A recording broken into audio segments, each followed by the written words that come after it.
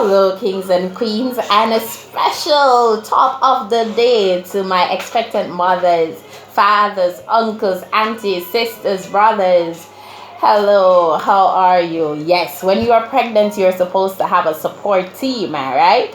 And though it's a woman that is pregnant, her team is very, very important. Her midwife, her doctor, her obstetrician gynecologist, it's very important that we support these women, especially in this time. So I just stopped by to give some tips as usual, but today we're going to talk about little things that you can do to better prepare yourself and to protect yourself as we fight against COVID-19. So it's COVID-19 readiness for pregnant expectant mothers. All right, so a lot of the times I come across a lot of women in the district that I serve, and a lot of the times, even though you encourage them to, hey mommy, start preparing your bag for the hospital early, most women or some women say, I'd rather to wait until 6 months, nurse, and and those sort of things. But I'm saying to you, especially now, you must have your bag ready. There's no time to wait for 6 months. There's no time to wait until that time. So have your bag ready. If you can, I'm going to encourage you that if you can, get someone to go and get these things for you. Here's the thing. Now, especially now in St. Catherine, there's a lockdown in St. Catherine. We are all aware of that, and at the time of this recording there is a lockdown. And what is happening is that sometimes, especially on Wednesday, and I believe that Saturday, it will be the same kind of chaos. It's chaotic, right? And so you don't want to be a part of that. Not just the obvious, because you are supposed to be practicing social distancing. And what is happening among our people, what is happening with a lot of us, is that in an effort to get food or whatever other supplies we're trying to get, we are not practicing what we are being asked to practice. And one of those things is social distancing. So apart from that, you're out there, you're in the sun, you're in this long line waiting and all of that.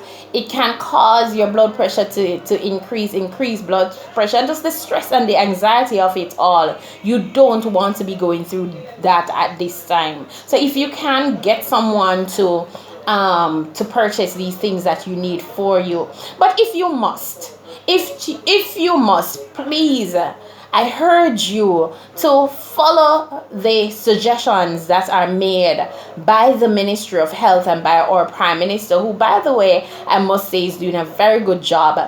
I must commend him. I'm pleased. There's so many other issues to be addressed, but that's another topic for another day, because sometimes I believe that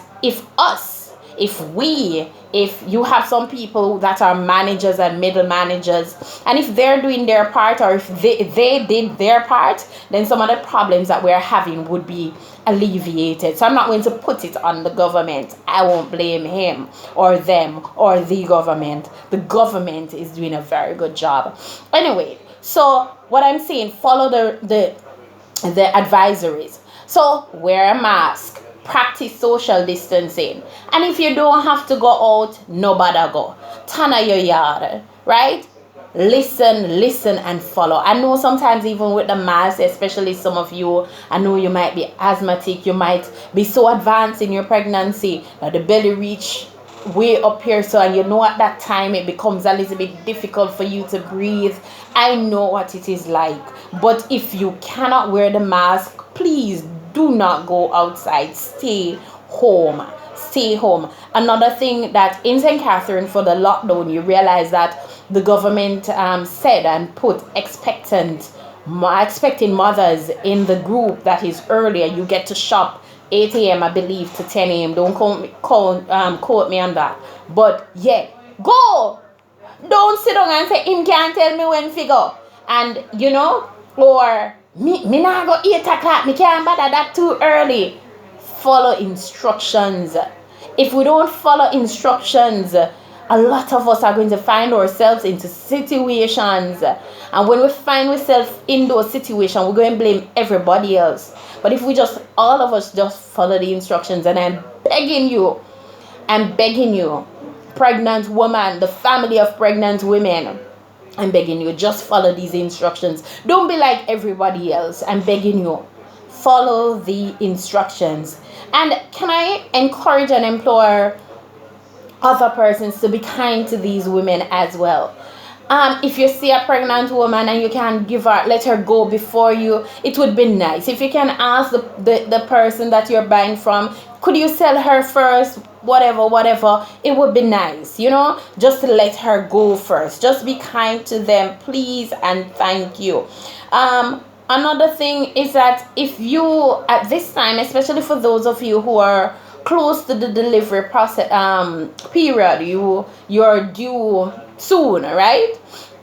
Of course, we know that it's not a must that you give birth or you go into labor on the day that your ultrasound, or based on your period, your midwife or your doctor would have calculated your date of delivery. It's not a must. You have always heard that you can go into labor 2 weeks early, 2 weeks late. You've heard that it can be earlier, even you can have premature labor. So many things can happen. But what I'm saying, you must be prepared in such a way that you have at least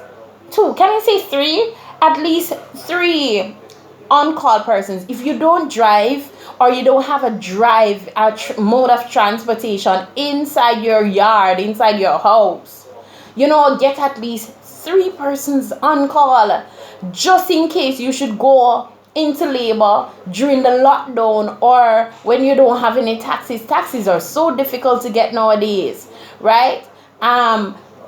So you, in case of that, you have at least 3 persons you can call. The driver that if you have one, he or she might be out attending to other persons. So have at least 3. Please make sure it's a gas in the vehicle as well. The one that is at your house, man, full up your tank. Make sure that gas is in the vehicle. And nobody come talk about what about people who can't fill up their tank.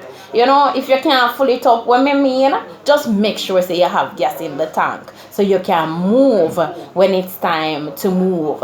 And those persons, for the fathers, your girlfriend, your wife, your spouse, she's pregnant, make the necessary preparation. Now make sure if you think about certain things. At this stage, all she should be thinking about now is to go and have that healthy baby boy or girl and come back home to you, both of them safe. All right, so do that, please.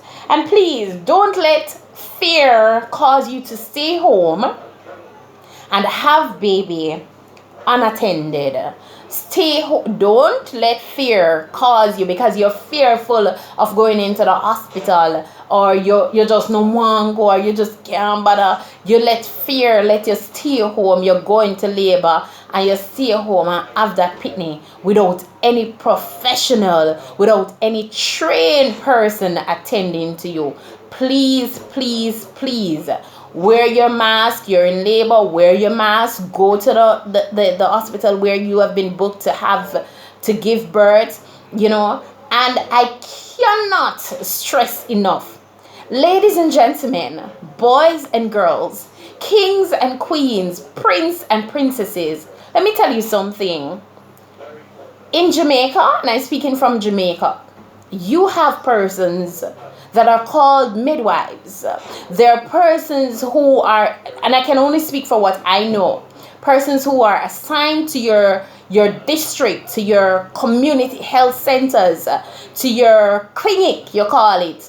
And these persons are midwives, are assigned to be caregivers to you during your pregnancy. So here's what I'm saying. You should have had a contact information for your midwife in the first place. It shouldn't take COVID for you to have it.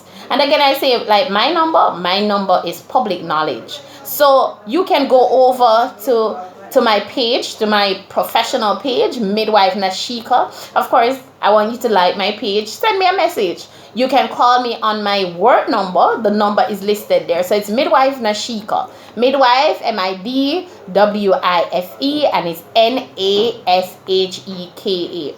Right? You can call me, you can text me, and I won't be ashamed or afraid to answer your questions if you have any. But I'm going to encourage you to get the number for your district midwife.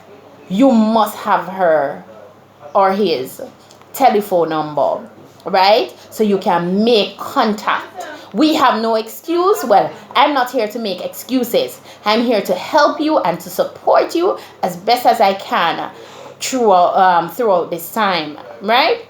So get in contact with your midwife, and I'm sure they will have information ready to give to you as it relates to how to better prepare and what to do. Don't let anxiety and fear get to you. Like I said, somebody's here for you. And most importantly, even if all else fail, know that you have a God who is awesome and he's always in control. And even when it seems like nothing is happening, and even when it seems as if you're not getting through and everything is going wrong, God is in control and he will make a way. Please stay safe. Do not, and I repeat, if you have medications to take your medication. Do what you must. Exercise, take your vitamins, do what you must to ensure that your babies are moving. Check for fetal movement. Do what you must do. Please. Thank you so much. Have a good day and God bless you. It's always a pleasure to serve you. Awesome midwife. That's my aim, and I'm always at your service. Blessings. See you again soon.